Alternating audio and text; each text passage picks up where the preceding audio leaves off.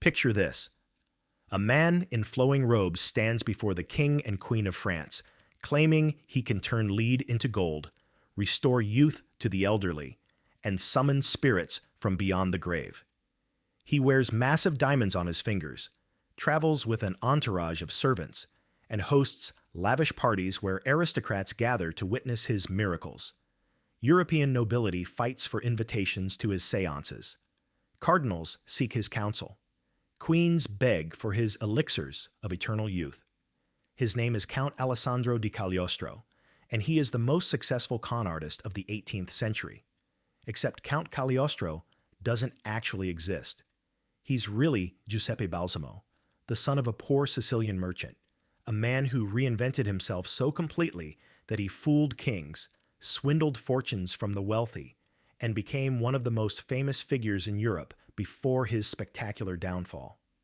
This is the story of the ultimate imposter, a man who turned lies into an art form, who understood that the rich and powerful desperately want to believe in magic, and who nearly pulled off the con of the century.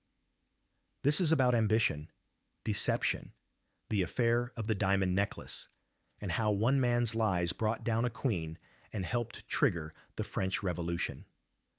The man who would become Count Cagliostro was born Giuseppe Balsamo on June 2nd, 1743, in Palermo, Sicily, into grinding poverty.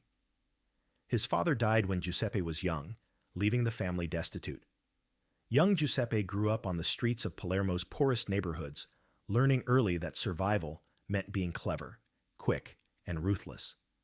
Palermo in the 1750s was a city where the gap between rich and poor was astronomical. Giuseppe would watch wealthy nobles ride through streets in gilded carriages while children like him fought over scraps of bread. This contrast burned itself into his consciousness, creating deep resentment toward the aristocracy mixed with overwhelming desire to join their ranks. If he couldn't be born into wealth and status, he would steal it through deception. His mother, desperate to give her son prospects, managed to get Giuseppe accepted as a novice at a Catholic monastery.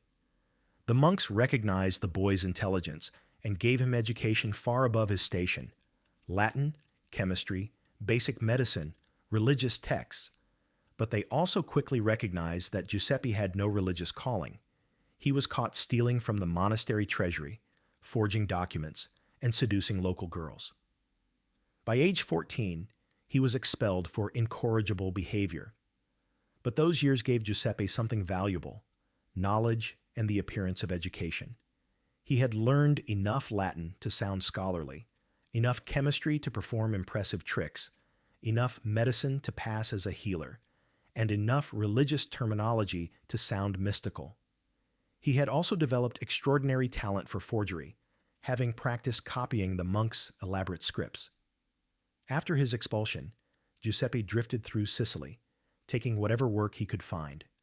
He worked as an apothecary's apprentice, learning about herbs, drugs, and how to mix impressive-looking potions from cheap ingredients. He worked for a goldsmith, learning about metals, gemstones, and how to create convincing fake jewelry. He worked as an artist's assistant, developing skills in drawing and painting useful for creating fraudulent documents. But his real education came from the streets. Giuseppe fell in with various criminal elements, learning pickpocketing, forgery, and the con game. He discovered a natural talent for reading people, for understanding what they wanted to hear, for spinning elaborate stories that people desperately wanted to believe. He was charming, handsome, quick-witted, and completely amoral. By his early 20s, Giuseppe was running elaborate cons throughout Sicily. His first major scam involved alchemy.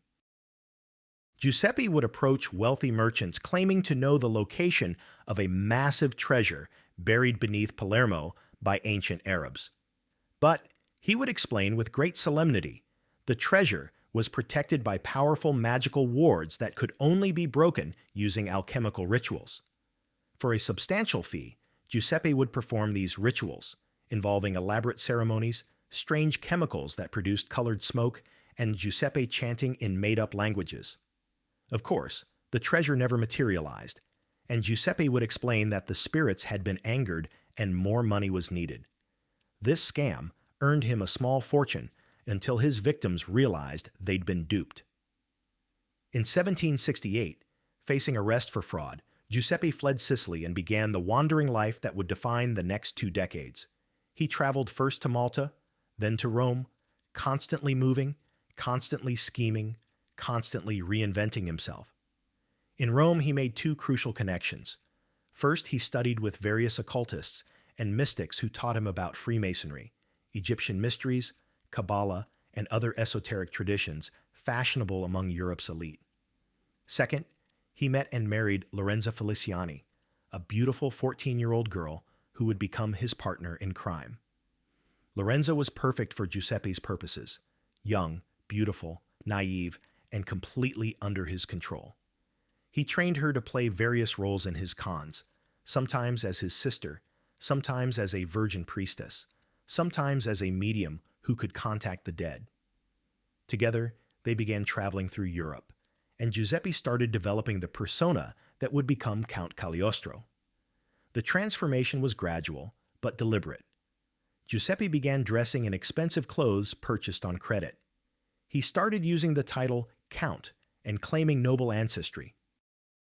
He created an elaborate backstory about being descended from ancient Egyptian royalty, raised in a mysterious temple in Malta, and initiated into secret mystical knowledge. None of this was true, but Giuseppe understood something crucial. Aristocrats wanted to believe in mystery and magic. The more outrageous his claims, the more they believed him. Cagliostro's method was brilliant in its simplicity. He would arrive in a new city, dressed magnificently, with Lorenza at his side, accompanied by servants and trunks full of mysterious equipment. He would take expensive lodgings, pay his initial bills promptly with borrowed money, and begin spreading rumors about his miraculous powers. Then he would wait for the aristocracy to come to him, and they always did.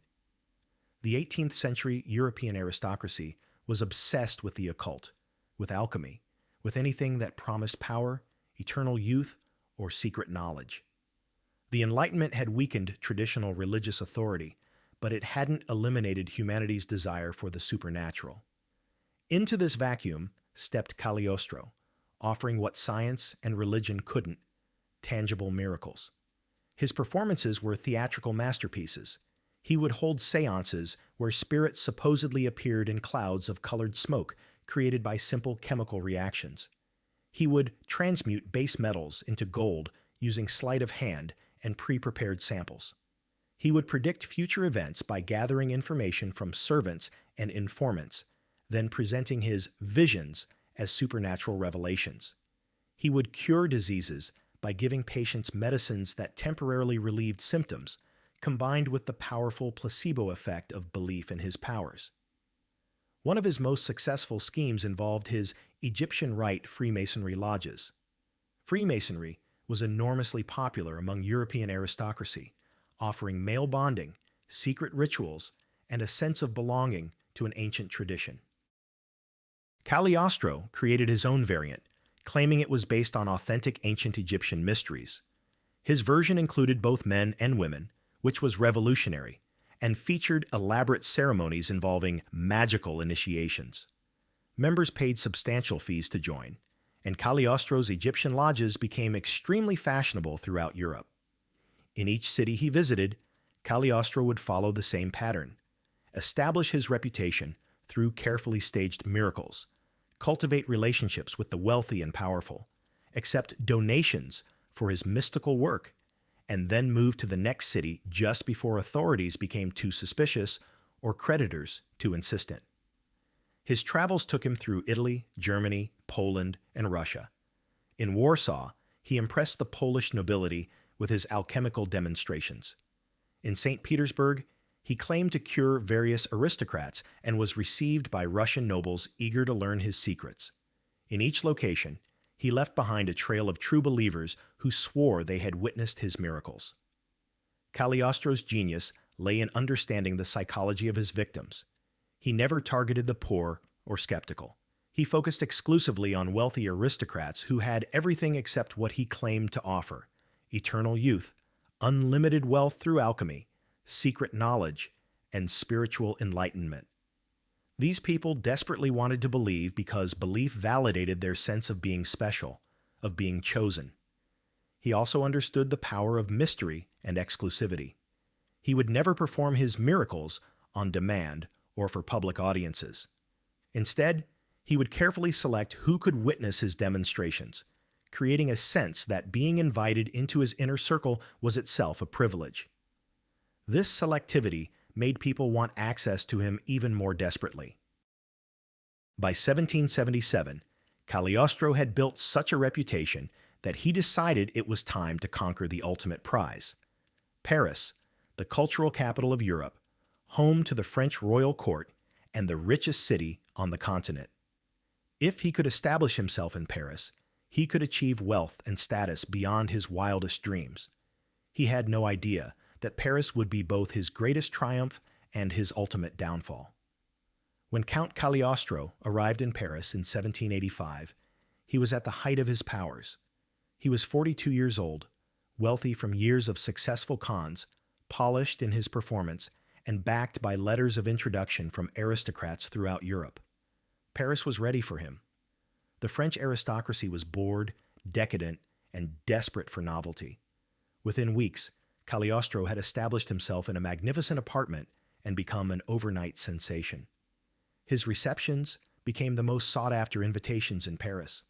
He performed miraculous healings, held séances where spirits communicated through Lorenza, and demonstrated his alchemical abilities. Cardinals, dukes, wealthy merchants, and even minor royalty sought his counsel. His Egyptian Rite Freemasonry lodges attracted hundreds of members, all paying substantial fees. Women were particularly drawn to Cagliostro because his Egyptian rite treated them as spiritual equals to men. But Cagliostro made a crucial mistake in Paris. He became too visible, too successful, too confident. He didn't realize he was about to become entangled in the most notorious scandal of 18th century France, an affair that would destroy reputations, topple a queen, and send Cagliostro fleeing for his life. The affair of the diamond necklace began with a necklace worth approximately 1.6 million livres, roughly $15 million in today's money. The necklace had been commissioned by Louis XV for his mistress, but was never delivered before his death. The jewelers tried desperately to sell it to Marie Antoinette, but even she refused to purchase something so outrageously expensive. Enter Jeanne de la Motte, a con artist whose scheme would make Cagliostro's scams look amateurish. Jeanne was the mistress of Cardinal de Rohan, one of France's most powerful churchmen. The cardinal desperately wanted to win favor with Queen Marie Antoinette, who despised him. Jeanne convinced the cardinal that she had a secret friendship with the queen, and that Marie Antoinette secretly wanted the diamond necklace but couldn't be seen purchasing it publicly. Jeanne's plan was audacious. Convince the cardinal to secretly purchase the necklace on the queen's behalf, give it to Jeanne to deliver to the queen, then Jeanne would steal the necklace, break it apart, and sell the diamonds. But to make the cardinal believe the queen was actually involved, Jeanne needed someone with credibility in mystical circles, someone who could provide supernatural confirmation. She needed Cagliostro. Cagliostro's exact role has been debated for centuries. He always claimed he was an innocent bystander. But evidence suggests he knew about the scheme and provided crucial support. He held séances where spirits supposedly confirmed that the queen desired the necklace. He performed divination rituals that predicted the cardinal would win the queen's favor through this act. He lent his reputation to validate Jeanne's absurd story. The scheme worked. In January 1785, Cardinal de Rohan agreed to secretly purchase the diamond necklace. He signed a contract using what he thought was the queen's signature, but was actually a forgery. The necklace was delivered to an actress hired by Jeanne. The cardinal believed he had successfully helped the queen. In reality, the necklace was immediately broken apart and the diamonds sold across Europe. Months passed. The jewelers, expecting payment from the queen, finally approached her directly in August 1785. Marie Antoinette had no idea what they were talking about. The scandal exploded publicly. The cardinal was arrested and imprisoned in the Bastille. Jean de la Motte was arrested. And Cagliostro, known to be associated with both, was also thrown into the Bastille on August 22, 1785. The trial of the diamond necklace affair began in May 1786 and became the sensation of Europe. Newspapers across the continent covered every detail. The trial exposed the corruption, gullibility, and moral decay of the French aristocracy and royal court. Cardinal de Rohan, one of France's highest-ranking churchmen, had been duped by an obvious con. Cagliostro's strategy during the trial was masterful. Rather than denying his mystical powers, which would have made him look like a fraud, he doubled down on his claims. He insisted he was a genuine mystic with supernatural abilities, persecuted throughout history for his gifts. He presented himself as a victim, an innocent sage caught up in other people's intrigues. His testimony was theatrical and captivating.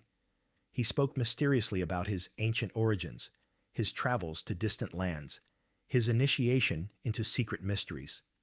He performed demonstrations of his powers right in the courtroom. The judges and spectators were transfixed. Even people who suspected he was a fraud found him fascinating. The prosecution tried to prove that Count Cagliostro was really Giuseppe Balsamo from Palermo, a known con artist and thief. They brought witnesses from Sicily who claimed to recognize him. They produced documents suggesting his noble titles were fraudulent. But Cagliostro denied everything with such conviction that the case remained circumstantial. In the end, the court reached a verdict that satisfied no one. Cardinal de Rohan was acquitted of fraud, the court accepting that he had been genuinely deceived. This verdict humiliated the queen, suggesting that a cardinal found it plausible she would conduct secret dealings. Jean de la Motte was convicted, branded with a V for volus, thief, and imprisoned. And Cagliostro? He was acquitted of involvement in the necklace theft, but ordered to leave France immediately. The court essentially declared him a suspicious foreign mystic who should be expelled but couldn't be proven guilty of actual crimes. On June 21, 1786, Cagliostro and Lorenza left Paris, banished from the city that had brought them their greatest triumph and disaster. After his expulsion from France, Cagliostro's reputation was permanently damaged. The diamond necklace affair had exposed the mechanisms of his cons to public scrutiny. Newspapers published accounts identifying him as Giuseppe Balsamo, detailing his criminal past in Sicily, and mocking his claims of supernatural powers. Cagliostro and Lorenza wandered through Europe, finding doors that had once opened eagerly now closed. They traveled to England, where London's press savaged him as a charlatan. They went to Switzerland, then to various German states, but everywhere their reputation preceded them. The invitations from nobility became fewer. The donations dried up. Their expensive lifestyle became unsustainable.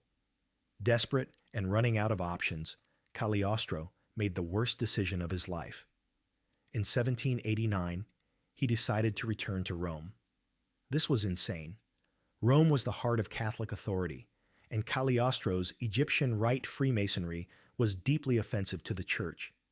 The Papal States had strict laws against Freemasonry, viewed as heretical. But Cagliostro apparently believed his reputation would protect him. Cagliostro and Lorenza arrived in Rome in May 1789 and initially kept a low profile.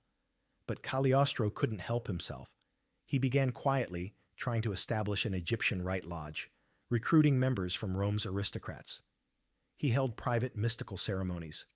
Someone informed the papal authorities. On December 27, 1789, agents of the Roman Inquisition arrested Cagliostro and Lorenza. They were taken to Castel Sant'Angelo, the papal fortress prison, and charged with heresy, practicing Freemasonry, and various offenses against the Catholic Church. This was not a civil trial where Cagliostro could charm his way out. This was the Inquisition. The trial was conducted in secret. The Inquisition's prosecutors methodically demolished Cagliostro's mystical persona. They proved definitively that he was Giuseppe Balsamo from Palermo. They brought witnesses who testified to his criminal past. They forced Lorenza to testify against him, and she, terrified, admitted that the mystical demonstrations were tricks, that Cagliostro had no supernatural powers, that everything had been an elaborate con. Faced with overwhelming evidence and the real threat of being burned at the stake, Cagliostro finally broke. He confessed to being Giuseppe Balsamo. He admitted his claims of supernatural powers were false. He confessed to fraud, to creating illegal Masonic lodges, to deceiving countless people. The great mystic Count Cagliostro was revealed as a middle-aged con artist from Sicily. On April 7, 1791, the Inquisition delivered its verdict. Cagliostro was found guilty of heresy and Freemasonry. The normal sentence would have been death, but Pope Pius VI commuted this to life imprisonment. Cagliostro was sentenced to life in solitary confinement in the fortress of San Leo, one of the most secure and brutal prisons in Italy. The fortress of San Leo was built on top of a massive rock formation in the mountains of central Italy. Escape was considered impossible. Cagliostro was locked in a tiny cell called the Pozzetto, a windowless stone room measuring approximately 10 feet by 10 feet, with a single opening in the ceiling through which food was lowered. He would spend the rest of his life in this hole, with no human contact except guards who brought food and priests who came periodically to hear his confession. The man who had lived in luxury, who had been the center of attention in Europe's most glittering salons, who had commanded audiences with royalty, was now alone in the dark. He was 48 years old and would never see freedom again. Reports from his guards described Cagliostro's deterioration.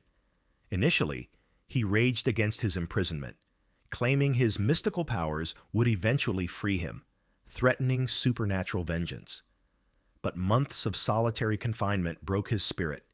He became increasingly erratic, talking to himself, claiming he could see visions, oscillating between despair and manic confidence that his followers would rescue him.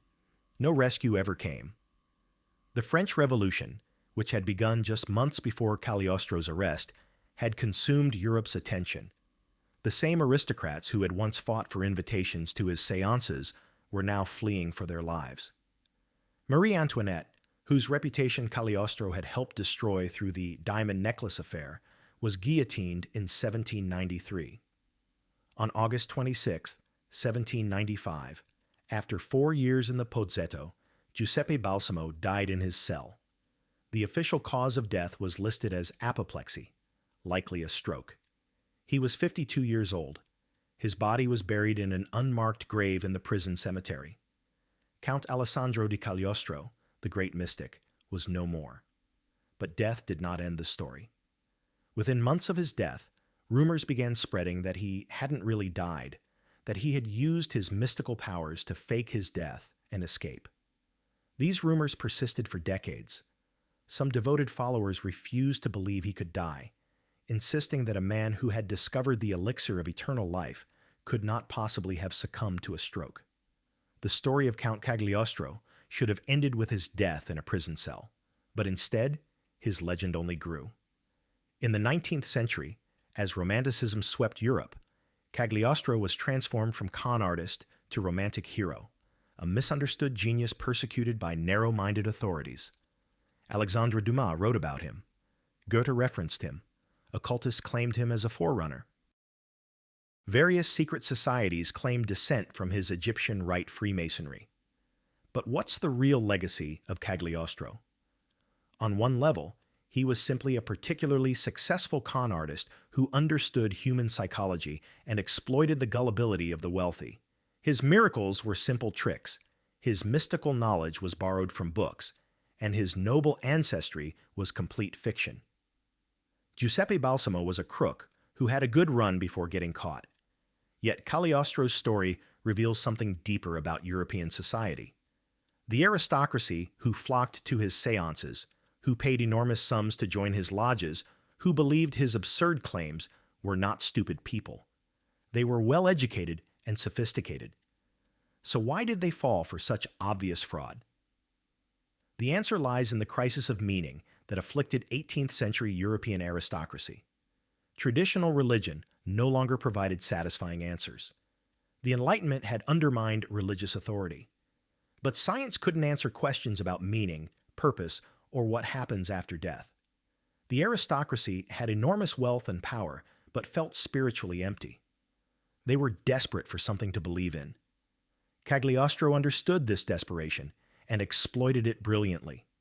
He offered what people desperately wanted, a sense that there were hidden truths accessible only to the special few, that death could be conquered, that wealth could be made eternal through alchemy. He told them exactly what they wanted to hear, and they paid him handsomely for the privilege. The diamond necklace affair, in which Cagliostro played a supporting role, helped trigger the French Revolution. The scandal destroyed the French royal family's reputation, portraying them as corrupt, gullible, and disconnected from reality. When Marie Antoinette was accused of conspiring to purchase an absurdly expensive necklace while France starved, it confirmed every negative belief about the aristocracy. The fact that she was completely innocent didn't matter. In this sense, Cagliostro, the con artist from Sicily, helped bring down a kingdom. His mystical nonsense and involvement in the necklace affair contributed to delegitimizing the entire system of aristocratic privilege. The old order fell partly because people like Cagliostro had revealed just how hollow it really was. Today, you can visit the fortress of San Leo and see the cell where Cagliostro spent his final years. The Pozzetto has been preserved as a historical site, and tourists can look down into the stone hole where the great mystic died. It's a small, dark, miserable space, the ultimate humiliation for a man who had lived surrounded by luxury and adulation. But perhaps Cagliostro would appreciate the irony. Even in death, even in defeat, even after being definitively exposed as Giuseppe Balsamo the con artist, he remains famous. His name is still known. His story is still told. Tourists still visit his prison cell. In a sense, he achieved the immortality he always claimed to possess, just not in the way he imagined. Count Alessandro di Cagliostro was the greatest mystical fraud of the 18th century, a man who understood that the best lies are the ones people want to believe, who knew that the rich and powerful are often the easiest marks. He fooled kings, swindled fortunes, helped trigger a revolution, and became a legend. Giuseppe Balsamo, the boy from the slums of Palermo, died in a stone box. But Count Cagliostro, the character he created, will never die. And perhaps that's the greatest con of all.